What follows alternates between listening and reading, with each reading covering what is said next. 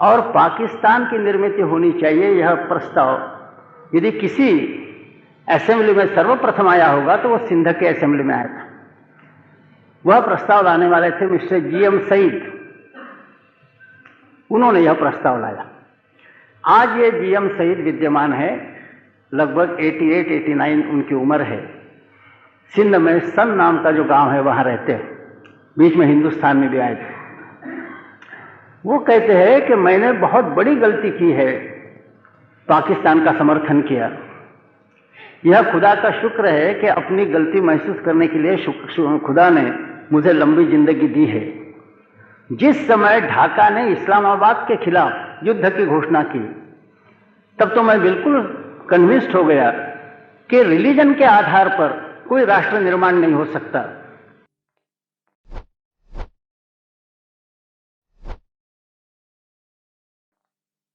बंधुगण, नागरिक बंधुगण और माताएं, आज का विषय जब मैंने सुना तो ऐसा लगा कि इस विषय पर बोलने के लिए मैं अधिकारी पुरुष नहीं, क्योंकि मैं हिंदू हूं और समाचार पत्र पढ़कर और राजनेताओं के भाषण सुनकर मुझे यह पता चला है कि दुनिया में सबसे निंदास्पद कोई होगा तो वो हिंदू है। हिंदू अति संकीर्ण, संकुचित, नैरो माइंडेड, उसका नाम हिंदू होता है। और इसीलिए कुछ राजनेताओं ने यहाँ तक प्रगति की है, वो कहते हैं कि आप मुझे हिंदू मत कहो, क्योंकि बहुत खराब शब्द है। चाहे तो मुझे गधा कहो, किंतु हिंदू मत कहो, ऐसा कहते हैं। अब इतना जो निंदास्पद शब्द है, अब मैं उस हिंदू श्रेणी का हूँ, तो बहुत दुर्भाग्यपूर्ण बात यह है, ऐसा मैं समझता हूँ। मैं कर्नाटक में गया था, वहाँ एक समाज सेवक थे, उनका नाम है लक्ष्मी नारायण आल्वा। इन्होंने कर्नाटक में एक छोटी कम्युनिटी है, बंट कम्युनिटी। इस कम्युनिटी के लिए वो अशिक्षित है, पिछड़े हुए हैं, उनका उत्थान करने के लिए एक समाज सेवक के रूप में बहुत काम किया। जब वो काम कर रहे थे तब समाचार पत्र, राजनेता सब उनकी प्रशंसा कर रहे थे कि ये पिछड़े हुए लोगों को ऊपर लाने का प्रयास कर रहे हैं। यहाँ तक कि एक अंतर्राष्ट्रीय सम्मेलन में भी उनको बुलाया गया था और फिर उनको अंतर्राष्ट्रीय कीर्ति के समाज सेवक यह संज्ञा प्राप्त हो गई। तब तक वो एक छोटे कम्युनिटी का उद्धार करने का प्रयास कर रहे थे, जिस कम्युनिटी का नाम था बंट। बाद में उनको लगा कि एक एक कम्युनिटी का उद्धार करना यह तो ठीक है, किंतु हिंदू समाज को भी ऊपर लाने की आवश्यकता है। तो उन्होंने विश्व हिंदू परिषद ज्वाइन किया, वहाँ पदाधिकारी बने। जैसे वो विश्व हिंदू परिषद के पदाधिकारी बने तो सब राजनेताओं ने कहना शुरू किया कि ये नैरो माइंडेड हो गए हैं, संकुचित है आदि सब। माने एक छोटे कम्युनिटी के उद्धार का प्रयास करने वाले आदमी को अंतर्राष्ट्रीय मानवतावादी कहा जाता है। हिंदू समाज के उद्धार का कोई प्रयास करता है तो उसको नैरो माइंडेड, संकुचित, संकीर्ण कहा जाता है। ऐसे दुर्भाग्यपूर्ण हिंदू समाज का मैं एक सदस्य हूँ। इसके कारण यह जो एक बड़ा विशाल उदार एंटी कम्युनलिज्म का विषय, उस पर बोलने का मेरा कहाँ तक अधिकार है, इसके विषय में मेरे मन में कुछ संदेह है। लोग पूछते भी हैं। परम पूजनीय डॉक्टर हेडगेवार जी ने कहा, और उनका वाक्य बड़ा प्रचलित हुआ, हाँ मैं कहता हूं कि यह हिंदू राष्ट्र है। तो एक प्रगतिशील नेता ने पूछा, मैं कहता हूं, यह क्यों कहा? अब ये नेता वैसे बुद्धिमान है, ये कॉमन सेंस की बात है। यदि कोई आदमी कहता है कि मैं कहता हूं, इसका मतलब ही है कि और किसी ने कहा होगा कि ऐसा नहीं है। इसी का प्रतिवाद के रूप में उन्होंने कहा होगा कि हाँ मैं कहता हूं। जैसे लोग बड़ा आक्षेप, आपत्ति उठाते, गर्व से कहो हम हिंदू है, ऐसा क्यों कहते? अब हिंदू तो कोई बात गर्व से कभी कहता ही नहीं था, अब वो कहने लगा है। वो प्रतिक्रिया के रूप में कहने लगा है। जब बहुत से बुद्धिमान, उदार, अंतर्राष्ट्रीयतावादी, जिनका बड़ा एनलार्ज हार्ट है, हालांकि हार्ट का एनलार्जमेंट भी एक डिसीज माना जाता है, तो भी जिनका हृदय बहुत विशाल है, ऐसे लोगों ने जब मुझे गधा कहो लेकिन हिंदू मत कहो ऐसा कहना शुरू किया, तो हमारे जैसे छोटे आदमी को यह कहना आवश्यक प्रतीत हुआ कि हाँ, गर्व से कहो हम हिंदू हैं। वास्तव में ये प्रतिक्रियात्मक है, ये कोई हिंदू का सर्वसाधारण मानस नहीं है, हिंदू साइकोलॉजी ये नहीं है। लेकिन जब कोई जानबूझकर तुच्छता का प्रदर्शन करता है तो उसके विरोध में प्रतिक्रिया होना स्वाभाविक है। तो इस दृष्टि से मेरा अधिकार नहीं है, यह पहले ही मैं बताना चाहता हूं। तो भी आदेश हुआ है तो जो विचार मन में है वो रखना आवश्यक है। अब यह हम समझ ले कि यह भारतीय विचार मंच की ओर से यह सभा है, यह इलेक्शन मीटिंग नहीं है। इलेक्शन मीटिंग प्रचार सभा होती है और विचार मंच की ओर से विचार सभा होती है। इस दृष्टि से इलेक्शन मीटिंग से जो अपेक्षा है वो विचार मंच की मीटिंग से नहीं होनी चाहिए। यहाँ केवल विचारों की ही अपेक्षा हो, प्रचार की न हो। इसी दृष्टि से जो थोड़ी बहुत जानकारी इस विषय पर मुझे है वह मैं आपके सामने रखने का प्रयास करता हूँ। आजकल ये एंटी कम्युनलिज्म, सेक्युलरिज्म वगैरह ये शब्द बहुत चल रहा है। हमारे मजदूर क्षेत्र में भी जब ये राम जन्मभूमि का मसला बढ़ने लगा तो EMS नंबूदिरपाड़ वगैरह ने, उनके जो कम्युनिस्ट ट्रेड यूनियनिस्ट थे, उनको सलाह दी कि मजदूर क्षेत्र में एंटी कम्युनलिस्ट रैलीज आप ऑर्गेनाइज कीजिए। अब हमारा संयुक्त मोर्चा कम्युनिस्टों के साथ है, सोशलिस्टों के साथ है, सभी के साथ है। उन्होंने यह मोड़ लिया, हमको कहा कि भाई ये सांप्रदायिकता विरोधी सम्मेलन लेना चाहते हैं। हम लोगों ने पत्र लिखा कि बहुत अच्छा मूव है, सांप्रदायिकता को खत्म करना राष्ट्रीय आवश्यकता है और इसलिए सांप्रदायिकता विरोधी सम्मेलन में हम पूरी ताकत के साथ सहयोग देना चाहते हैं। केवल इतना ही है कि please give us your definition of communalism. सांप्रदायिकता से आपका मतलब क्या है ये आप हमको बताइए, माने हमको सुविधा होगी। उन्होंने डेफिनेशन वगैरह नहीं दी, एक पैम्फलेट भेज दिया, उसमें कहीं डेफिनेशन नहीं थी। तो हमने उनको बाद में पत्र लिखा कि भाई आपका पैम्फलेट लंबा चौड़ा था, किंतु हम जो चाहते थे कि परिभाषा क्या है, डेफिनेशन क्या है कम्युनलिज्म की, वो तो उसमें आया नहीं। आपकी डेफिनेशन आ जाती।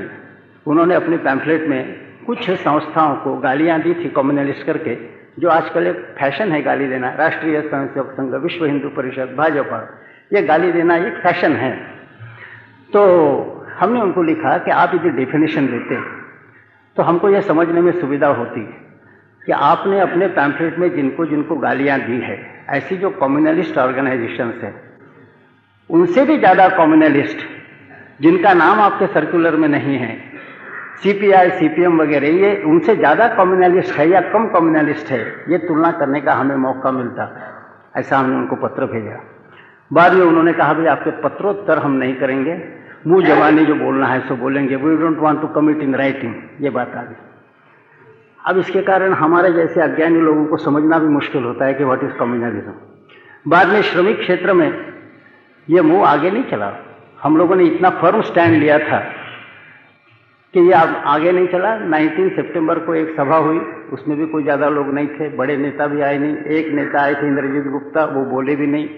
और बाद में जो उनका था कि सारे देश में एंटी कम्युनलिस्ट श्रमिक क्षेत्र में एक हवा खड़ी कर देंगे, कुछ नहीं हुआ। हमारे जैसे दकियानुसी ऑब्सक्यूरेंटिस्ट लोग जब तक मजदूर क्षेत्र में हैं तब तक वहाँ ज़्यादा गड़बड़ करना प्रगतिशील लोगों के लिए संभव नहीं होता। तो एक हमारा अनुभव वहाँ का ऐसा हमने यह देखा। अब आजकल लोगों के मन में यह विषय बहुत ज़्यादा है। इसका कारण है कि कई कारणों से दंगे हो रहे हैं। अहमदाबाद में भी चल रहा है, हैदराबाद में चल रहा, उत्तर प्रदेश, बिहार में कई जगह हुए।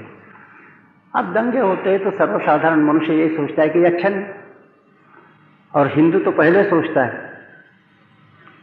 हिंदू का मतलब ही है कि जो हिंसाचार पसंद नहीं करता। आप कभी भी देखेंगे हिंदू मनोवृत्ति है, वो हिंसाचार पसंद नहीं करता।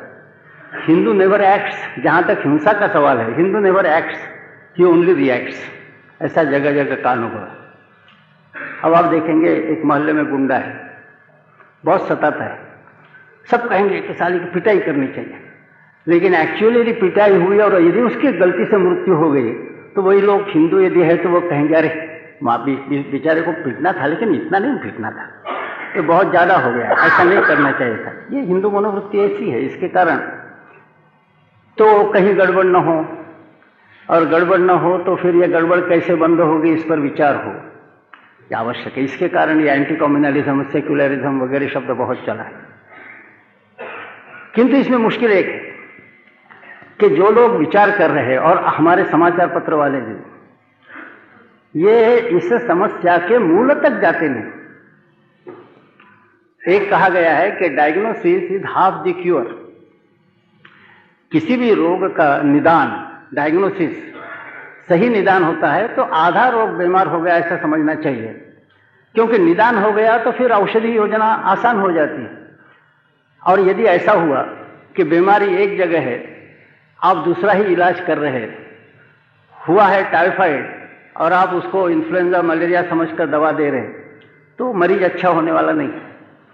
अब ये बात नहीं है कि हमारे जो राजनेता है, पॉलिटिकल लीडर्स, वो कम बुद्धिमान हैं इसलिए वो डायग्नोसिस नहीं कर सकते, ऐसी बात नहीं है। वो डायग्नोसिस करना नहीं चाहते, उनके निहित स्वार्थ के खिलाफ जाने वाली बात, इस बीमारी का सच्चा निदान, real diagnosis of the disease, उनके निहित स्वार्थ के खिलाफ जाने वाली बात है, इसलिए वो करना नहीं चाहते। वरना वो बुद्धिमान तो है ही है, हम लोगों से ज्यादा बुद्धिमान है, इसीलिए तो काफी तिकड़मबाजी भी कर सकते हैं। तो इस दृष्टि से डायग्नोसिस करने की इच्छा नहीं है, इसलिए डायग्नोसिस नहीं हो रहा। और ये असामान्य लोग हैं, नेता लोग हैं। अब असामान्य लोग यदि डायग्नोसिस नहीं करते और बीमारी यदि फैल रही, तो आप और हमारे जैसे जो सामान्य लोग हैं, अज्ञानी है, अनपढ़ है, कम से कम हमने कोशिश तो करनी चाहिए कि भाई बीमारी का निदान क्या है। और इसी कोशिश का एक हिस्सा इस नाते आज मेरा यह भाषण रखा गया, ऐसा मैं समझता हूँ। हम कोई राजनेताओं से अधिक बुद्धिमान नहीं हैं, अनपढ़ लोग हैं, ज़्यादा जानकारी नहीं रखते, लेकिन हमारा क्वालिफिकेशन एक ही है कि वास्तव में बीमारी का निदान क्या है, यह हम जानने की इच्छा रखते हैं। जहाँ की राजनेता वास्तव में बीमारी का निदान जानने की क्षमता उनकी है, किंतु वास्तव में निदान करने से अपने राजनैतिक निहित स्वार्थ को धक्का पहुंचेगा, इसलिए जानबूझकर वो बीमारी का निदान नहीं करना चाहते। तो वो इच्छुक नहीं है, अनविलिंग है, हम लोग विलिंग है। इस दृष्टि से केवल जो प्रयास चल रहे उसी में से एक आज का भाषण है, ऐसा मैं समझता हूँ। अब मामूली देखा जाए तो दंगों में हिंदू मुसलमान दोनों तरफ की भावनाएं भड़कती हैं, फिर लोग मारते हैं, मर्डर्स हो जाते हैं, कुछ फायरिंग में होते हैं, कुछ हिंदू मुसलमान को मारता है, मुसलमान हिंदू को मारता है। और फिर ये जो भड़कने वाले सामान्य लोग हैं उनको नेताओं के द्वारा उपदेश दिया जाता है। माने सामान्य लोग हैं, ये कोई नेता नहीं है। जो नेता है, भड़काने वाले हैं, वो अपने एयर कंडीशन कमरे में बैठे। सामान्य लोग ही रास्ते पर आते हैं, कोई मरते हैं, कोई मारते हैं, और उनके ऊपर या तो गोलियों की बौछार होती है या नेताओं के उपदेशों की बौछार होती है। वास्तव में ये चल रहा है, सामान्य लोगों के द्वारा दंगों में हिस्सा लेना चल रहा। लेकिन जेनेसिस यदि देखेंगे तो ऐसा पता चलेगा कि सामान्य लोग इन दंगों के लिए जिम्मेवार नहीं। वो भड़कते, ये ठीक है, मुसलमान भी भड़कता है, हिंदू भी भड़कता है, लेकिन दोष किसका है? भड़कने वाले का दोष है क्या? वो तो सामान्य लोग हैं।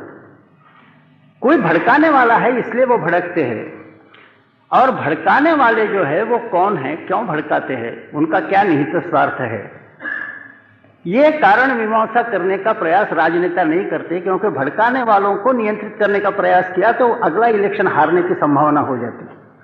माने वास्तव में जो बीमारी की जड़ है, वो जड़ कहाँ है, भड़काने वाले कौन हैं, जिनके भड़काने के कारण सामान्य हिंदू और सामान्य मुसलमान एक दूसरे को मारने के लिए तैयार होता है, ये लोग कौन हैं और इनको किस तरह नियंत्रित किया जा सकता है, यह वास्तव में सोचने का विषय होना चाहिए। लेकिन अगले चुनाव की तरफ जो देखते हैं वो सोचते हैं कि भड़काने वाले लोगों को यदि हम नियंत्रित करते हैं तो अगले चुनाव में ब्लॉक वोट नहीं मिलेगा, फिर चुनकर नहीं आएंगे, फिर सरकार कैसे बनाएंगे। तो इसलिए जो मूल बीमारी का है वहां हाथ लगाने की इच्छा नहीं है, और फिर सामान्य जन उनको उपदेश दिया जाता है कि आप भाई भाई है, ऐसा है वैसा है, मानवतावाद है, इंटरनेशनलिज्म है, विश्व बंधुत्व है। अरे वो तो अनजान लोग हैं, उनको बोलने से उपयोग नहीं। जहां बीमारी की जड़ है वहां अफवाह क्यों नहीं लगाते? भड़कने वाले और भड़काने वाले, इसमें अंतर क्या है समझना चाहिए। आपको पता है कि मुस्लिम लीग और जिना के कारण पाकिस्तान का वातावरण निर्माण हुआ और उसमें सामान्य मुसलमान बह गए। वास्तव में सामान्य मुसलमान और सामान्य हिंदू जहां कहीं भी रहता है, आपस में कोई भेद नहीं। जब तक कोई मंथरा और शकुनी मामा नहीं आते तब तक हिंदू और मुसलमानों के मन में कोई भेद निर्माण नहीं होता। लेकिन ये शकुनी मामा और मंथरा ऐसे स्ट्रैटेजिक पॉलिटिकल पोजीशन पर बैठे हैं, तो सामान्य हिंदू और सामान्य मुसलमान में पार्टीशन के पहले कोई आपस में भेद नहीं था। गांवों में हिंदू मुसलमान रहते थे, शहरों में हिंदू मुसलमान रहते थे, झुग्गी झोपड़े में हिंदू मुसलमान रहते थे। केवल सह अस्तित्व नहीं था, तो एक दूसरे के अस्तित्व में हिस्सा भी लेते थे। हिंदुओं के उत्सवों में भी मुसलमान शामिल होते थे, तो मुसलमानों के उत्सवों में भी हिंदू सहायता करते, सब ठीक ढंग से चल रहा था। लेकिन हिंदू मुसलमान एकता रहेगी तो हमारे नेतागिरी का क्या होगा, यह भी एक सवाल आता है। तो फिर लोगों को भड़काया गया और पाकिस्तान का वायुमंडल निर्माण हुआ और पाकिस्तान की निर्मित होनी चाहिए, यह प्रस्ताव यदि किसी असेंबली में सर्वप्रथम आया होगा तो वह सिंध के असेंबली में आया था। वह प्रस्ताव लाने वाले थे मिस्टर GM सईद, उन्होंने यह प्रस्ताव लाया।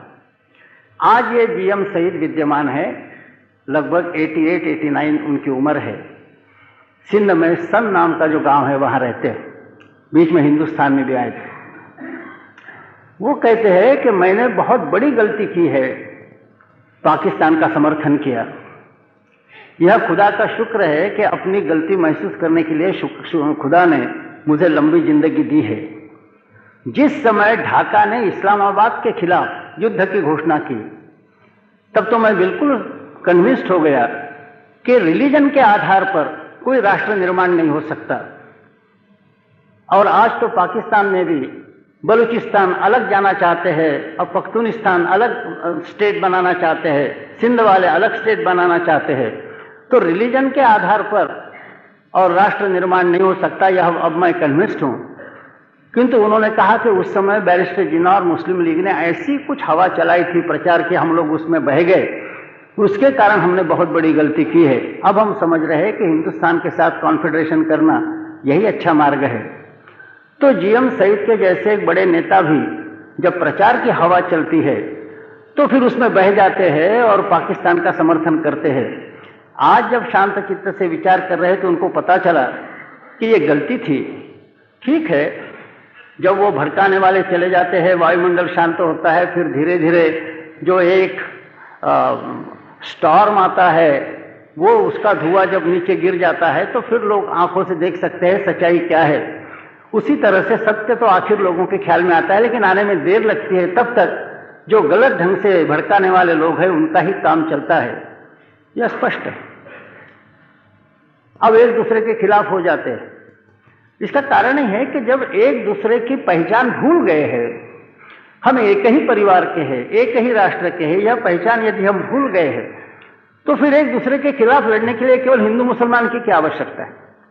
यहां तो स्पृश्य और अस्पृश्यों का झगड़ा भी बिहार में होता है, ब्राह्मण और ठाकुर का झगड़ा भी होता है, जाट और यादव का झगड़ा भी होता है। जहां भड़काने वाले तैयार है वहां झगड़ा करने वाले तैयार हो जाते हैं, वो सामान्य लोग। हम एक है, यह जागृति, यह एक राष्ट्र है, यह जागृति यदि न रही और एक राष्ट्र है, यह जागृति लोगों में रही तो राजनेताओं का उनको भूखों से मृत्यु स्वीकार करना पड़ेगा। उनकी गद्दी उनके हाथ में नहीं आएगी। इसलिए जगह जगह विभेद खड़ा करने का प्रयास चल रहा है। केवल हिंदू और मुसलमानों में विभेद नहीं है, तो बैकवर्ड फॉरवर्ड में भी विरोध है। एक कास्ट और दूसरी कास्ट में विरोध खड़ी करना, इसी के ऊपर प्राइम मिनिस्टर बनना और चीफ मिनिस्टर बनना आजकल अवलंबित होता है। तो देश जहन्नम में जाए, राष्ट्र चूल्हे में जाए, मैं कैसे प्राइम मिनिस्टर और चीफ मिनिस्टर बन सकता हूं। यही प्रगतिशील विचार जब तक डोमिनेंट है तब तक एक दूसरे की एक राष्ट्रीयत्व की पहचान भूलना बिल्कुल स्वाभाविक है। और यदि हम एक राष्ट्रीयत्व की पहचान भूल जाते हैं तो फिर एक दूसरे के खिलाफ लड़ेंगे, इसमें आश्चर्य क्या है? परिचय न होने से एक ही खून खानदान के लोग एक दूसरे के खिलाफ लड़ सकते हैं। वास्तव में हिंदुस्तान के मुसलमान कोई अरबस्तान से आए हुए नहीं, वो हमारे ही है, यही के है। ये बाबर के भी वंशज नहीं है, श्री राम के ही वंशज है, किंतु भड़काया जाता है, परिचय अपना भूल जाए, उनको वो भूल जाए इसकी कोशिश की जाती है। अब आश्चर्य की बात है कि इंडोनेशिया जैसे 95% मुस्लिम कंट्री, 95%, हम लोग वहां गए तो हमको आश्चर्य हुआ कि वो रामायण का नाटक भी करते हैं, महाभारत की भी कथाएं वो बताते हैं। वहां का विद्यार्थी सुबह नमाज पढ़ने के लिए मस्जिद में जाता है, लेकिन परीक्षा के हॉल में जाता है तो गणेश जी का वंदन करके जाता है। और एक्सटर्नल अफेयर्स मिनिस्टर इंडोनेशिया का, उसको एक इंटरनेशनल कॉन्फ्रेंस में पाकिस्तान के एक्सटर्नल अफेयर्स मिनिस्टर ने पूछा कि ये कैसा है कि आप मुसलमान होते हुए राम कृष्ण रामायण महाभारत वगैरह का स्मरण कर रहे हैं? तो उन्होंने कहा, sir, we have changed our religion but not our forefathers. हमने हमारा रिलीजन बदल दिया है, लेकिन अपने पूर्वजों को नहीं बदला, बाप दादाओं को नहीं बदला। यदि इंडोनेशिया का एक्सटर्नल अफेयर्स मिनिस्टर ये कह सकता है तो हिंदुस्तान का मुसलमान क्यों नहीं कह सकता, अपने खून खानदान के? किंतु इसका कारण है परिचय भुलाने का प्रयास राजनेताओं द्वारा गद्दी के लालच में आकर जानबूझकर किया गया है। गरीब लोग जो है, सामान्य आपके हमारे जैसे लोग हैं, हम राजनेताओं के चक्कर में आ जाते हैं, परिचय भूल जाते हैं। और यदि परिचय भूल जाते हैं तो एक ही खून खानदान के लोग एक दूसरे के खिलाफ लड़ते हैं, इतिहास में भी दिखाई देता है। केवल उदाहरण के लिए मैं बताऊं, आपने रुस्तम और सोहराब की कहानी पढ़ी, मैथ्यू आर्नोल्ड की बहुत अच्छी कविता है। रुस्तम बाप था, सोहराब बेटा था, किंतु जब माता गर्भवती थी उसी समय पति पत्नी अलग अलग हो गए। फिर पता नहीं रुस्तम कहाँ चले गया, सोहराब कहाँ चले गया। कई बादशाह वहां थे, तो एक बादशाह के यहाँ रुस्तम था, दूसरे के यहाँ सोहराब। बढ़ते बढ़ते वो भी बड़ा बहादुर हो गया, और फिर जब वो जवानी में आया, अच्छा योद्धा हो गया, उस समय दोनों बादशाहों की लड़ाई हुई। अब उस लड़ाई में उन दिनों में ईरान में ऐसा था कि सामूहिक युद्ध के पहले इधर का सबसे अच्छा योद्धा और इधर का सबसे अच्छा योद्धा, दोनों का द्वंद्व युद्ध, ड्यूएल होना चाहिए, ऐसा था। तो उधर से रुस्तम को भेजा गया, इधर से सोहराब को भेजा गया। अब एक दूसरे को पहचानते नहीं थे, बाप और बेटा होते हुए भी। मैथ्यू आर्नोल्ड ने बड़ा अच्छा वर्णन किया है किस तरह से उनकी लड़ाई हुई। कभी ये विजयी होता है, कभी वो नीचे आता है, ऐसा। लेकिन आखिर में रुस्तम ने एक जोरदार प्रहार सोहराब के मस्तक पर किया, सर पर किया, और सोहराब गिर पड़ा। जैसे सोहराब गिर पड़ा तो रुस्तम तो खुश था, हालांकि ये प्रतिद्वंद्वी है, लेकिन जो बहादुर लोग होते हैं वो दूसरे के बहादुरी की प्रशंसा कर सकते हैं। तो ये खुश था, इसलिए जैसे वो गिर गया वैसे रुस्तम एकदम दौड़कर उसके पास गया, उसका सर अपने गोद में लिया। रुस्तम का खून बह रहा था, होश उड़ रहे थे। उसने आंखें खोली, ऊपर देखा और कहा कि काश मेरा बाप रुस्तम यदि इस समय यहां होता तो मेरे खून का बदला लेता। तो रुस्तम कांपने लगा, बोला, तुम कौन है? मैं सोहराब हूं, रुस्तम का बेटा हूं। होश निकल गए, उसकी मृत्यु हो गई। अपने बेटे का खून किया बाप ने, जानता नहीं था, परिचय नहीं था। परिचय नहीं तो बाप बेटे का खून कर सकता है, हमारे इतिहास की बात है। आपने रामायण की सीरियल देखी है, लव और कुश रामचंद्र जी के विजयी अश्व को रोकने के लिए अपने पिता के खिलाफ लड़ने के लिए तैयार हो गए, परिचय नहीं था।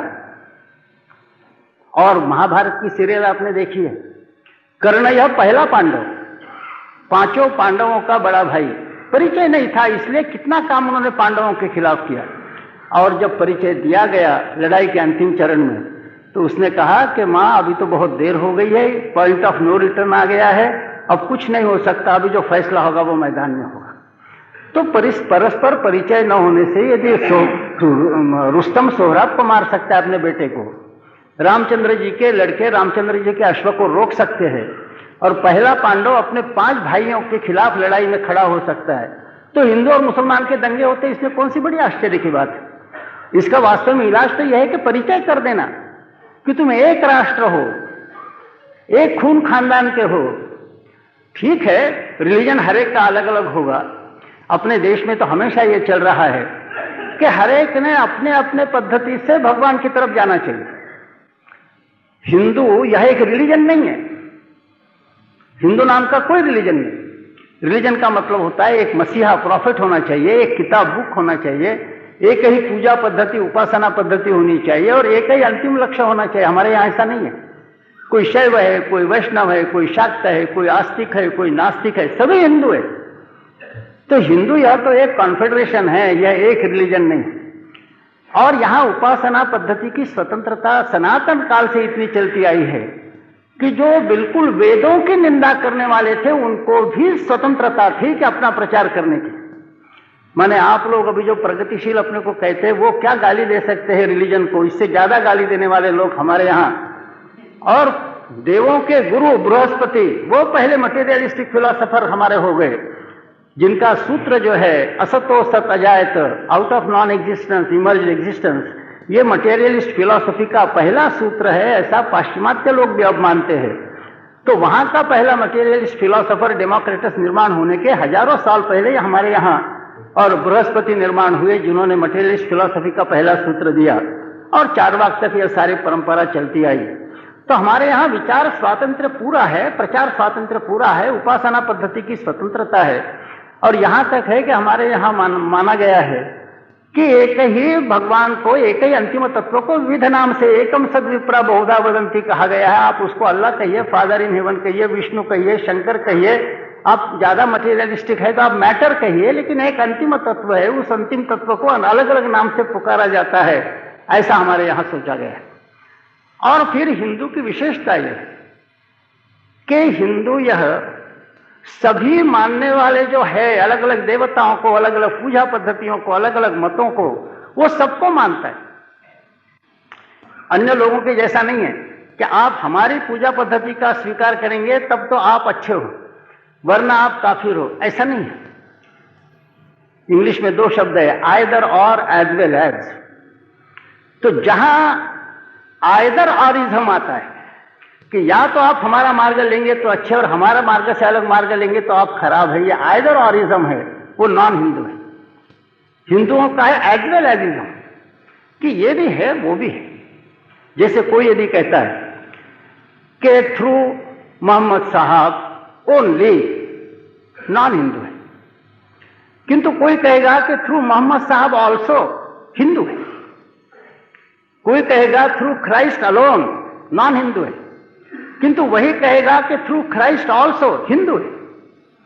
इसीलिए हमारे यहां भगवान ने जब कहा ये प्यन्य देवता भक्ता यजन्ते श्रद्धयान्विता तेपि मामेव कौन्तेय यजन्ते विधि पूर्वकम, जो अन्य देवताओं की जो भक्ति करते हैं वो भी मेरी ही भक्ति करते हैं। इतना ही है कि उनका रिचुअल कर्मकांड अलग होगा लेकिन भक्ति मेरी ही कर रहे हैं। इस तरह से जो अलग अलग देवताओं के नाम है उनकी उन्होंने कल्पना की थी और उन्होंने एंटिसिपेट किया था कि यहाँ अल्लाह भी आने वाले हैं, यहोवा भी आने वाले हैं, फादर इन हेवन भी आने वाले हैं और मैटर नाम का जो नया देवता है वो भी आने वाला है। इन सब को एंटिसिपेट करते हुए उन्होंने कहा कि ये कन्या देवता भक्ता यजन्ते श्रद्धयान्विता तेपि मामेव कौन्ते यजन्ते विधि पूर्वक।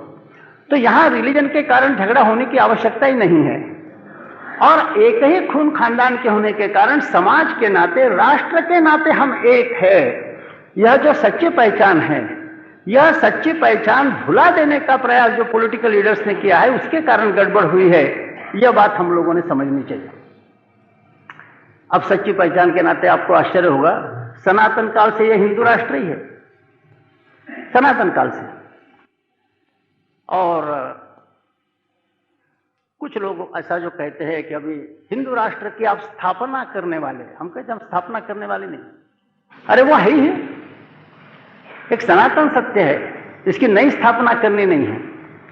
और आप भूल गए होंगे लेकिन हम जानते हैं कि इतिहास ने इसको हिंदू राष्ट्र ही कहा है। यहां तक मैं प्रगतिशील कम्युनिस्टों को यह बताना चाहता हूं कि 1857 के जो डिस्पैचेस कार्ल मार्क्स के न्यूयॉर्क के अखबारों में गए थे, उन्होंने हिंदू शब्द का दोनों अर्थों में प्रयोग किया है, Hindu as a religion, Hindu as a nation. तो इनके जो प्रपितामह हैं, हिंदुस्तान के प्रगतिशील लोगों के प्रपितामह कार्ल मार्क्स, इन्होंने भी हिंदू शब्द का नेशन यह एक कॉनोटेशन, राष्ट्र यह कॉनोटेशन स्वीकार किया था। और यहां तक कि मुसलमान समाज में ब्रिटिश राज्य के अंतर्गत और कुछ जागृति लाने का सर्वप्रथम प्रयास करने वाले सर सैयद अहमद, उन्होंने भी हिंदू राष्ट्र इसी शब्द का प्रयोग किया है। आगे चलकर उन्होंने कुछ नीतियां अलग अपनी बदली होगी, लेकिन उन्होंने जो प्रयोग किया है वह यही किया कि हम एक है, यह राष्ट्र है, यह हिंदू राष्ट्र है। यह बात सर सैयद अहमद ने भी मानी है। शायद इलेक्शन के लिए खड़ा होने वाला कॉरपोरेशन का कैंडिडेट इसको नहीं मानेगा, क्योंकि इसके कारण वो सीट हार जाएगा, लेकिन कार्ल मार्क्स और सैयद अहमद ने इस बात को स्वीकार किया था कि यह हिंदू राष्ट्र है। तो नई बात नहीं है। फिर यह पहचान भुलाने का प्रयास हो रहा है और फिर अलग अलग शब्दों का प्रयोग होता है, कम्युनलिज्म, सेक्युलरिज्म, नेशनलिज्म। भाई इसकी परिभाषा तो दीजिए। आपको ज्यादा वोट प्राप्त हो यानी सेक्युलरिज्म और आप हार गए तो कम्युनलिज्म, ऐसा इसका अर्थ है या इसके कोई डेफिनेट ऐसे कुछ अर्थ है? ऐसा है, यह जो सेक्युलरिज्म शब्द है, यह सेक्युलरिज्म शब्द कई अर्थों में प्रयोग में आया, किंतु और वो ओरिजिनली समझता है, या इतिहास भी आप देखेंगे संक्षेप में तो आपको पता चलेगा। नया इतिहास 1857 से शुरू होता है। लड़ाई हुई, लड़ाई में हिंदू मुस्लिम एक थे। नाना साहब पेशवा, तात्या टोपे, रानी लक्ष्मीबाई, बहादुर शाह जफर इकट्ठा खड़े हो गए थे। कोई उस समय उपदेश देने के लिए आज का राजनेता नहीं गया था हिंदू मुस्लिम यूनिटी होनी चाहिए, स्वाभाविक रूप से खड़े थे। और इसका कारण है कि यह भाव नहीं है। इतिहास का हमारे राजनेताओं ने गलत इंटरप्रिटेशन दिया, यह भाव नहीं। जैसे केवल उदाहरण के लिए मैं बताऊं, लंबा विषय मैं ज्यादा लंबा खींचना नहीं चाहता, किंतु जैसे बाबर के बारे में ऐसा आभास निर्माण किया गया है कि जैसे Babur was the saviour of Islam, इस्लाम का संरक्षण करने के लिए बाबर हिंदुस्तान में आया। और हमारे राजनेताओं ने इतना प्रचार चलाया कि इसके कारण मुसलमान भी समझता है कि बाबर तो हमारा संरक्षक था, ये अब उसके खिलाफ हिंदू लोग बात कर रहे हैं, ये भावना हो रही। बाबर इस्लाम का संरक्षण करने के लिए नहीं आया था। इस्लाम उस समय यदि खतरे में होता, यहां हिंदुओं का शासन होता दिल्ली पर, और दिल्ली का हिंदू शासन एंटी मुस्लिम पॉलिसी लेकर चलता, तब तो बाबर का आना यानी इस्लाम को बचाने की बात हो जाती। उस समय दिल्ली में हिंदू का शासन नहीं था, मुसलमान का शासन था, इब्राहिम लोदी का शासन था। और बाबर की जो लड़ाई हुई है हिंदुस्तान में पदार्पण करने की, वो हिंदू राजा के साथ नहीं हुई, वो इब्राहिम लोदी के साथ हुई है। और वो जो झगड़ा था वह इस्लाम के लिए नहीं था, केवल एग्रेंडाइजमेंट, टेरिटोरियल एग्रेंडाइजमेंट, ज्यादा से ज्यादा प्रदेश अपने हाथ में रहे और वहां से लूट हम लेकर जाए, इसी लूट के नाते और एग्रेंडाइजमेंट के नाते यह था। इसी के कारण इब्राहिम लोदी के साथ भी झगड़ा हुआ। जैसे एग्रेंडाइजमेंट का झगड़ा था, राणा संघ के साथ भी झगड़ा हुआ, वैसे शेरशाह के साथ भी झगड़ा हुआ। और एक्चुअली वह Mughal conquerors versus Afghan rulers, यह उसका प्रमुख ये था। इस्लाम एक नहीं है, अलग अलग उनके ट्राइब्स है, अलग अलग नेशंस है, अफगान और तुर्क, अफगान और मुसलमान मोगल, इनके ये झगड़े थे। तो उसको सेवियर ऑफ इस्लाम कहना भी गलत है। वैसे इतिहास को गलत ढंग से पेश किया गया, यह बात ठीक है। लेकिन 1857 का उदाहरण देखेंगे तो हिंदू मुस्लिम एक खड़े हुए, लेकिन इस एकता का आधार क्या था? राष्ट्रीयता था। कौन सा राष्ट्र था? ये तो मैंने आपको कहा कि कार्ल मार्क्स ने भी अपने डिस्पैचेस में हिंदू शब्द का उपयोग जैसे रिलीजन के अर्थ में वैसे नेशन के अर्थ में किया। लेकिन मुसलमान के जो नेता थे वो भी क्या कहते थे? जैसे मैंने आपको कहा, सर सैयद अहमद ने भी राष्ट्र एक है और वो हिंदू इस शब्द को माना है। लेकिन 1857 में जो बहादुर शाह जफर खड़े हुए, उनके सामने कौन सी राष्ट्रीय एकता थी? 57 के अंतिम चरण में जब ऐसा दिखाई देने लगा कि अंग्रेज जीत रहे, अब ये हार गए, तो उनके एक साथी ने उनको कहा कि दमदमे में दम नहीं, अब खैर मांगो जान की, ऐ जाफिर ठंडी हुई शमशेर हिंदुस्तान की, अब तुम क्षमा याचना कर लो। तो उन्होंने कहा कि गाजियों में बू रहेगी जब तलक ईमान की, तब तक लंदन तक चलेगी तेग हिंदुस्तान की। हमारे गाजियों में जब तक कुछ बू है तब तक लंदन तक हमारी तेग चलेगी। और हमारी यानी हिंदुस्तान की, पाकिस्तान की नहीं कहा और किसी स्थान की नहीं कहा, हिंदुस्तान का। ये जो कल्पना है प्रारंभ से स्पष्ट थी। ठीक है, अंग्रेजों ने बाद में हर एक साम्राज्यवादी सरकार और इस तरह की कोशिश करती रहती है कि एक तो डिवाइड एंड रूल, यह कोशिश होती है, और दूसरा जो जितने लोग हैं उनके अंदर इन्फीरियरिटी कॉम्प्लेक्स पैदा हो, यह भी कोशिश होती है।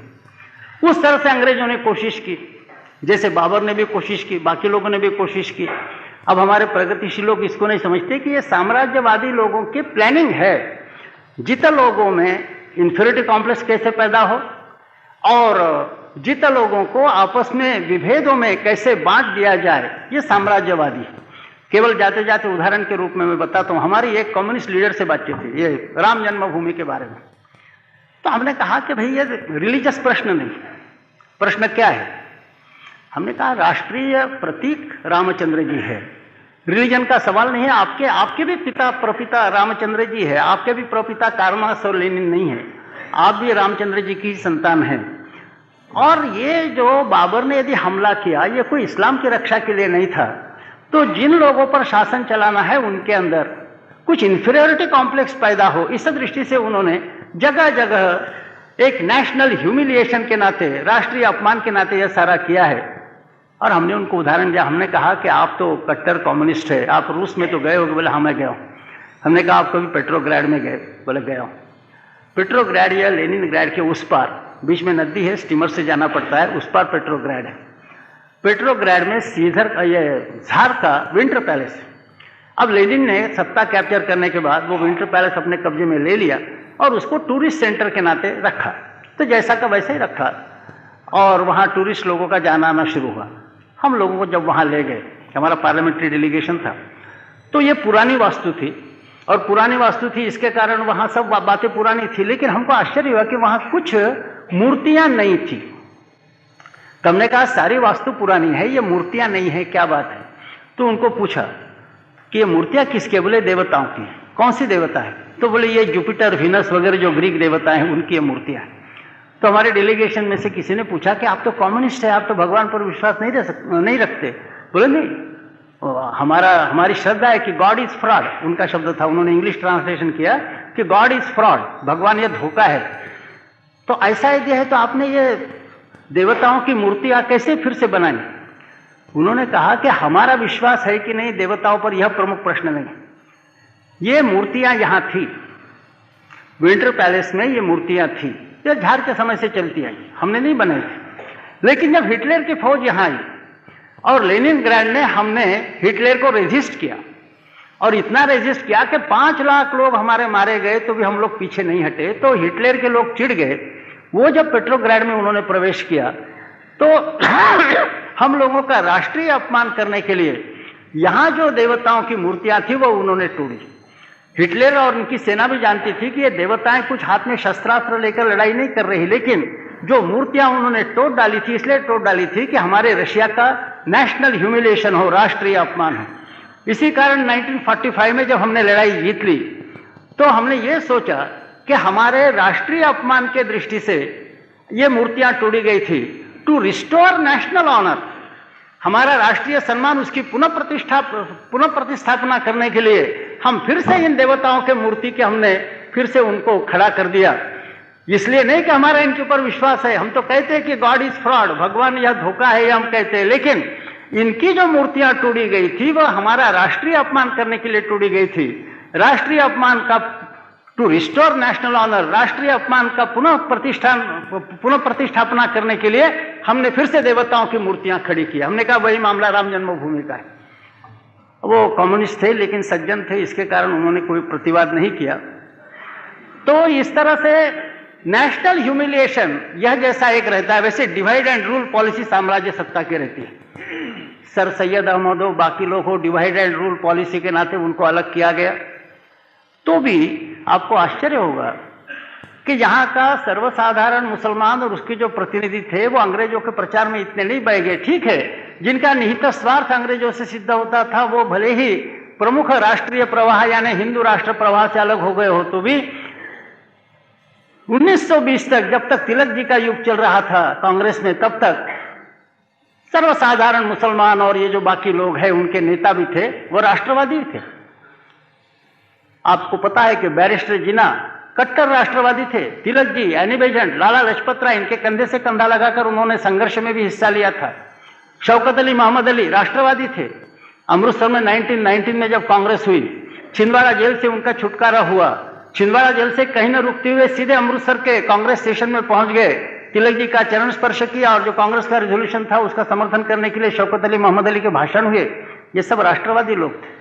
1920 के बाद कांग्रेस की पॉलिसी अलग हो गई। तिलक जी की पॉलिसी यह थी कि सरकार भेद डालने की कोशिश कर रही है, ठीक है, लेकिन हम जहां रणनीति के नाते कहीं समझौते की बात आती है, निगोशिएशन की बात आती है, वार्ता की बात आती है, तो ऐसे ही मुसलमान लोगों को मुसलमानों के प्रतिनिधि के नाते और निगोशिएशन टेबल पर बुलाना जो राष्ट्रवादी है, जो अपने साथ संपर्क रखते हैं, और इस दृष्टि से जिन्ना और बाकी लोगों को उन्होंने मान्यता दी थी। 1920 के बाद कुछ पॉलिसी अलग हो गई। कांग्रेस ने कहा कि every Muslim is a bully and every Hindu A coward, कि हर एक मुसलमान है वो बुली है और हर एक हिंदू कायर है, ऐसा कहा। और उस आधार पर जो नीतियां बदली, तो जो राष्ट्रीय प्रवाह के साथ थे, जो कांग्रेस में थे, उनको तो और घर की खेती दाल बराबर ऐसा टेकन फॉर ग्रांटेड किया गया, उनकी तो फिक्र नहीं की गई।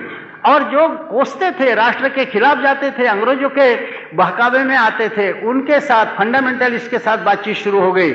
यहां तक कि खिलाफत के मूवमेंट का जब कांग्रेस ने समर्थन किया तो कांग्रेस को बैरिस्टर जिन्ना ने कहा कि आप गलत काम कर रहे हो, आप फंडामेंटलिज्म शब्द नहीं था उस समय, किंतु इस तरह से अलगाव की प्रवृत्ति को आप बढ़ावा दे रहे हैं। लेकिन जो अपने राष्ट्रवादी मुसलमान हैं उनकी तो फिक्र न करना, और जो अपने को गाली देने वाले हैं उनके सामने आत्मसमर्पण सरेंडर करना, यह जो नीति चली, उसी का परिणाम आगे चलकर यह हुआ कि जो कांग्रेस के और राष्ट्र के साथ थे उनको भी लगा कि अभी हमारी तो बिल्कुल ऐसी घर की खेती जैसे हमारी हालत हो गई है, कोई हमें पूछता नहीं।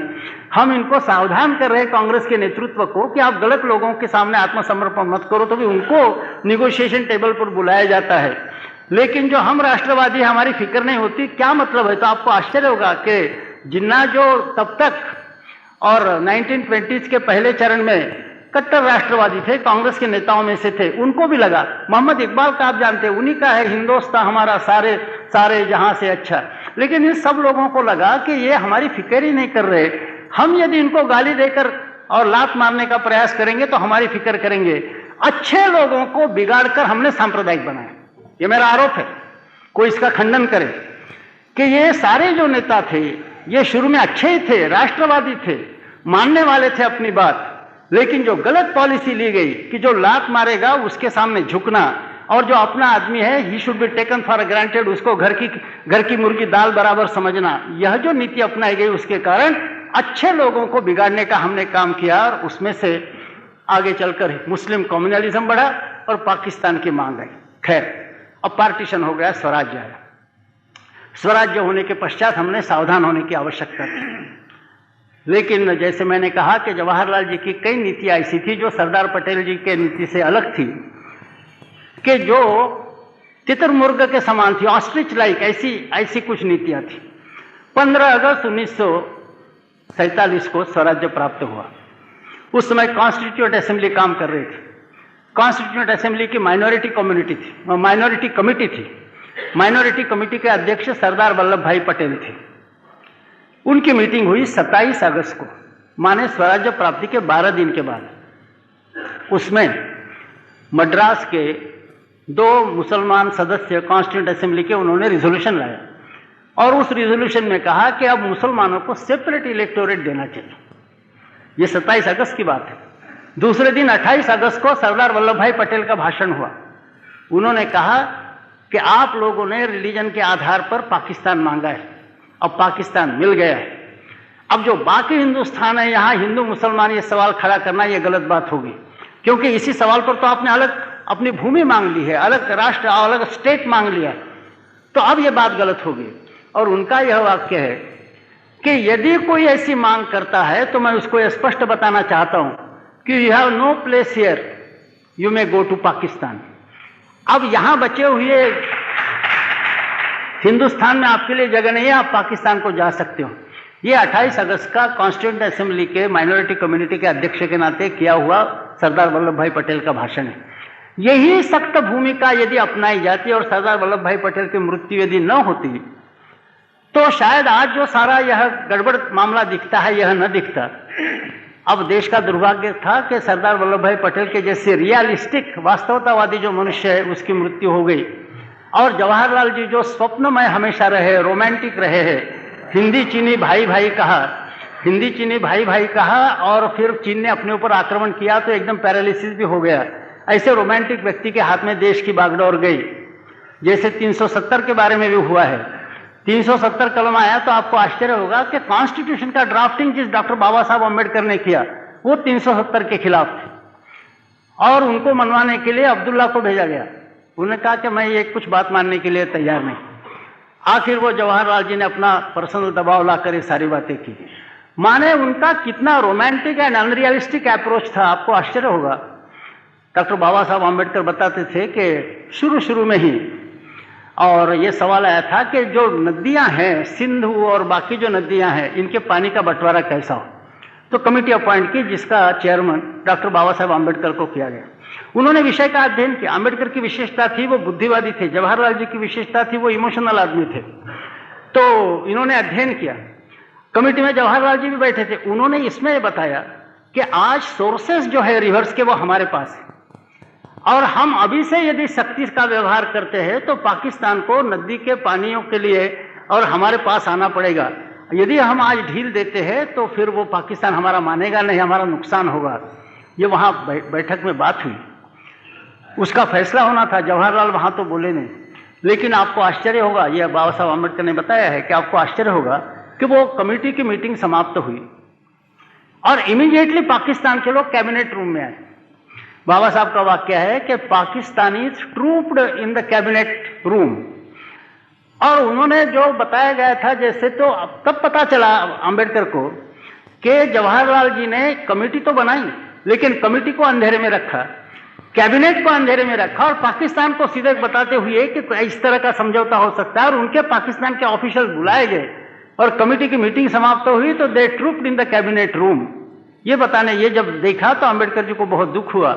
इस तरह की जो गलत नीतियां थी इसके कारण, और हम लोगों ने जैसा यह है कि पयःपानम भुजंगानाम केवलम विषवर्धनम, यदि सांप की मनोवृत्ति और आप उसको दूध पिलाते हैं तो केवल विषवर्धन होगा। इसके कारण ये अलगाव की भावना बढ़ती जा रही, और समस्या का मूल यदि कहीं होगा तो यह समस्या का मूल यह जो जवाहरलाल जी ने अपनाई हुई अनरियलिस्टिक नीति, जिसके विषय में Sardar Vallabhbhai Patel was clear in his mind. Sardar Vallabhbhai Patel anti Muslim नहीं थे जैसा उनको बताया गया था, वो संपूर्ण राष्ट्र को एक इकाई मानते थे। किंतु यह सारी बात बाद में चले गई, और उसका परिणाम आज हम देखते हैं कि जगह जगह सांप्रदायिकता, सांप्रदायिक दंगे वगैरह की बात आ गई। और जो भड़काने वाले मिस्चिवस एलिमेंट्स है उनको तो कोई राजनेता बोलने के लिए तैयार नहीं होता। जो बेचारे भड़कने वाले गरीब ऐसे लोग हैं, हिंदू और मुसलमान एक दूसरे पर हमला कर रहे हैं, उनको उपदेश देने के लिए जा रहे हैं। इनको उपदेश नहीं देते जो नेता है, जो भड़काने वाले हैं, क्योंकि जानते कि इनको उपदेश देने से हमारा वोट और प्राइम मिनिस्टरशिप चले जाएगी। ये डिसऑनेस्ट पीपल है, यह मैं स्पष्ट रूप से कहना चाहता हूं। ये प्रोफेशनल सेक्युलरिस्ट है, प्रोफेशनल सेक्युलरिस्ट, सेक्युलरिज्म का इन्होंने धंधा बनाया है, और ये धंधा केवल प्राइम मिनिस्टरशिप और मिनिस्टरशिप के लिए कर रहे हैं, जिसमें देश खड्डे में जा रहा है इसकी इनको फिक्र नहीं। आज न्यूज़पेपर्स भी इनकी ही ज्यादा बात बताते हैं, वास्तविकता क्या है ये देने की न्यूज़पेपर्स को भी हिम्मत नहीं, क्योंकि न्यूज़पेपर्स का पहला काम राष्ट्र को बचाना है ऐसा नहीं माना जाता, अपना सर्कुलेशन बढ़ाना ये न्यूज़पेपर का काम होता है, और इस दृष्टि से सारा काम चल रहा है। तो ये सेक्युलरिज्म बात क्या है यह समझना चाहिए, और इस दृष्टि से लोगों को एजुकेट करने की आवश्यकता है। पैचवर्क नहीं हो सकता, पैचवर्क नहीं हो सकता कि हम सब मिलकर एक है, हम एक खून खानदान के हैं, हम एक परिवार के हैं, हमारा एक राष्ट्र है। हिंदू यह राष्ट्रवाचक शब्द है, रिलीजन के वाचक नहीं है। यह रिलीजन हर एक अपना अपना लेकर चल सकता है। हिंदू का मतलब ही होता है as well as ism, not either और इज्म। इसके कारण यहाँ सब कुछ एक इकट्ठा रह सकते हैं। यह लोगों को एजुकेट करने की आवश्यकता है, और मैं आपको बताना चाहता हूं कि सर्वसाधारण मुसलमान इस बात को समझ सकता है, किंतु राजनेता इस बात को बिल्कुल नहीं समझेगा। इसका कारण है, एक कहावत हमारे इधर है कि जो सोया हुआ है उसको तो जगाया जा सकता है क्योंकि वो सोया है, लेकिन जो सोने का नाटक करता है उसको जगाना संभव नहीं क्योंकि वो सोया हुआ नहीं है। वैसे जो पॉलिटिकल लीडर्स है इनको आप जगा नहीं सकते, इनको आप सत्य नहीं बता सकते, क्योंकि वो सत्य जानते हैं, वो सोए हुए नहीं है, नाटक कर रहे हैं सोने का। तो सर्वसाधारण जनता के पास जाकर, और एक अच्छी बात है वास्तव में, कभी कभी जवाहरलाल जी के मन में भी ठीक बात आ जाती थी। तो एक बात जो उनके मन में आई वो आज हमने ध्यान में रखने लायक है, वो काम करना पड़ेगा।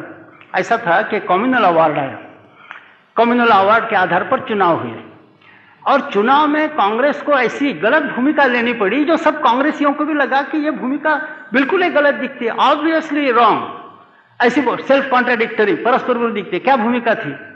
कम्युनल अवार्ड राष्ट्र के इंटीग्रेशन के एकात्मकता के लिए बाधक था, इसलिए कांग्रेस ये नहीं कह सकती थी कि हम कम्युनल अवार्ड का स्वागत करते हैं। लेकिन कम्युनल अवार्ड में मुसलमानों को सेपरेट इलेक्टोरेट दिया था, और यदि हम उसका कम्युनल अवार्ड का विरोध करेंगे तो अपने जमाई नाराज हो जाएंगे, इस दृष्टि से ये विरोध भी नहीं करना चाहते थे। तो कांग्रेस ने भूमिका ली कि कम्युनल अवार्ड के बारे में हमारे एटीट्यूड का है, नाइदर एक्सेप्ट नॉर रिजेक्ट, हम स्वागत भी नहीं करते, विरोध भी नहीं करते। लोग पूछने लगे भाई ये कैसे होता है, या तो आप स्वागत कीजिए या विरोध कीजिए। आपके मकान में चोर घुसकर आया, आप उसको देख रहे, आप कह रहे हैं कि हम चोर का न स्वागत करते हैं न उसका विरोध करते हैं, इसका मतलब क्या है? तो ये भूमिका गलत है, ये सबको लगने लगा था, जवाहरलाल जी को लगा था। तो उस समय जवाहरलाल जी के मन में यह विचार आया कि भाई ये क्यों हो रहा है। तो इसका कारण यह है कि हम सर्वसाधारण मुसलमान के पास नहीं पहुंच रहे। सर्वसाधारण मुसलमान का मानस क्या है उसको हम नहीं देख रहे। मुसलमान के नाम पर और आज जो नेतागिरी कर रहे हैं उनके साथ हम नेगोशिएशन कर रहे हैं। तो jumping over the heads of this leaders, so called leaders, यदि हम कांग्रेस के लोग सीधे मुसलमानों के पास पहुंचते जो सामान्य मुसलमान है, तो हम उसको अपनी तरफ कन्विंस कर सकते हैं, ये जो गलत नेतृत्व है उससे हम उसको अलग कर सकते हैं, विचार है। और इसलिए उन्होंने उस समय एक वॉचवर्ड दिया था, मुस्लिम मास कॉन्टैक्ट। जो हमारे उम्र के उनको पता होगा, ये शब्द बहुत चला था, मुस्लिम मास कॉन्टैक्ट, 1937 में शब्द दिया था। अब कांग्रेस ने उसका ठीक ढंग से उपयोग नहीं किया, मुस्लिम मास कॉन्टैक्ट के नाम पर कोई मुसलमानों के पास नहीं गया, केवल स्टेटमेंट अखबारों में दे दिए, जैसे राजनेता हमेशा करते हैं। धरती के साथ संपर्क नहीं, हवा में छलांगे लगा रहे, तो स्टेटमेंट और भाषण बहुत हुआ। इतने में दूसरा महायुद्ध शुरू हुआ, वो प्रोग्राम बाकी रहा। आज की भी हालत क्या है? हमारे भारतीय मजदूर संघ में काफ़ी मुसलमान हैं, काफ़ी ईसाई भी है। और हम जब बैठे उनके साथ तो उन्होंने कहा कि भाई आप जो कह रहे हैं कि ये मुस्लिम नेता है सैयद शहाबुद्दीन, किसने उसको मुस्लिम नेता बनाया? तो हमको पहले आश्चर्य हुआ। उन्होंने ये कहा कि हम ये शर्तियां बात बोल रहे हैं कि सैयद शहाबुद्दीन का नेतृत्व मुसलमानों से उभर कर ऊपर आया नहीं। बोले नेतृत्व कैसा ऊपर आया? कि जैसे आप डीबी ठेंगड़ी है, भारतीय मजदूर संघ के है, आपने प्रेस करेस्पॉन्डेंट्स को पटा लिया है, यह कला है, उसके लिए शक्ति की आवश्यकता नहीं, संगठन की आवश्यकता नहीं, योग्यता की आवश्यकता नहीं। न्यूज़पेपर के करेस्पॉन्डेंट्स के पटाते हुए और फ्रंट पेज पर अपनी फोटो हर अल्टरनेट डे पर कैसे निकालना, एक अलग तंत्र है, उसका शक्ति और योग्यता से कोई संबंध नहीं।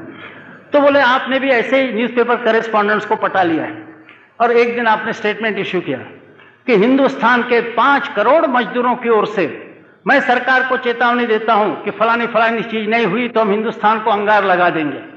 फ्रंट पेज पर आपका फोटो आ सकता है और फिर आपका स्टेटमेंट आ सकता है, और दूसरे दिन यदि सरकार आपको बुलाती है निगोशिएशन के लिए, तो चारों ओर देश में फैला हुआ जो गरीब अनपढ़ ऐसा मजदूर है जिसको पता नहीं, वो तो समझेगा कि ठेंगड़ी हमारे 5 करोड़ के नेता हो गए तभी तो सरकार ने बुलाया। माने न्यूज़पेपर्स ने पब्लिसिटी दे दी, सरकार ने मान्यता दे दी। बोले आपको तो 5 मजदूर सलाम नहीं करते, ऐसा मान लीजिए कि आपको 5 मजदूर नहीं सलाम करते, लेकिन न्यूज़पेपर्स ने पब्लिसिटी दे दी, सरकार ने बुला लिया, सरकार ने मान्यता दी, राजनेताओं ने मान्यता दी, आप मजदूर नेता बन गए, हिंदुस्तान के मजदूरों के मसीहा बन गए। वैसे बोले शहाबुद्दीन का हुआ है, मुसलमानों ने उसको नेता नहीं बनाया, उसका मुसलमानों के धरती के साथ संपर्क भी नहीं, उसने कुछ एक्सट्रीमिस्ट स्टेटमेंट दे दिया, हिंदू राजनेताओं ने उसको मान्यता दे दी, अखबारों ने पब्लिसिटी दे दी, मुसलमान सोचते हो गए भैया हमारे नेता है तभी तो लोग मान्यता दे रहे हैं। तो यह सैयद शहाबुद्दीन का नेतृत्व हिंदू राजनेताओं ने खड़ा किया हुआ है, हमने खड़ा किया नहीं, और आप जरा इसकी जांच पड़ताल कर लीजिए। तो ये सारा जो गड़बड़ का मामला है, यह सेक्युलरिज्म के लिए सबसे बड़ा खतरा यदि कुछ होगा, यह खतरा हिंदू पॉलिटिकल लीडर्स का है, सामान्य मुसलमान का नहीं। जैसे मैंने कहा कि जब लोगों को भड़काने वाले होते हैं तो सामान्य लोग भड़क जाते हैं। यदि रुस्तम अपने लड़के का खून कर सकता है और रामचंद्र जी के पुत्र उनका विरोध कर सकते हैं और कर्ण अपने 5 भाइयों को मारने की कोशिश कर सकता है, तो हिंदू मुसलमान के दंगे होते हैं, इसमें कौन सी बड़ी बात है? ये तो स्वाभाविक है। ये भड़काने वाले कौन है? और भड़काने के पीछे हिंदू राजनेताओं का राष्ट्रीयता विहीन, ध्येय विहीन, नितांत स्वार्थ से युक्त इस तरह का जो अप्रोच है कि मैं कुछ न कुछ बनूं, मैं मिनिस्टर बनूं, मैं चीफ मिनिस्टर बनूं, मैं प्राइम मिनिस्टर बनूं, ये जो राष्ट्र के साथ गद्दारी करते हुए व्यक्तिगत प्रतिष्ठा के पीछे लगे हुए हिंदू राजनेता है, ये सबकी जड़ में है। इनके कारण वास्तव में सेक्युलरिज्म खतरे में है। आप इनको ठीक कर दीजिए, 24 घंटे के अंदर सारे मुसलमान ठीक हो सकते हैं।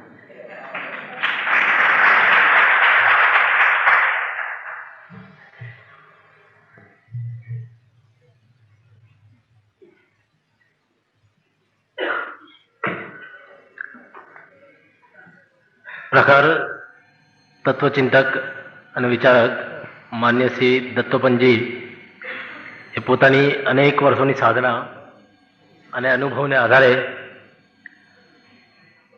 આજના વિષયની જે ઝીણવટભરી છણાવણ કરી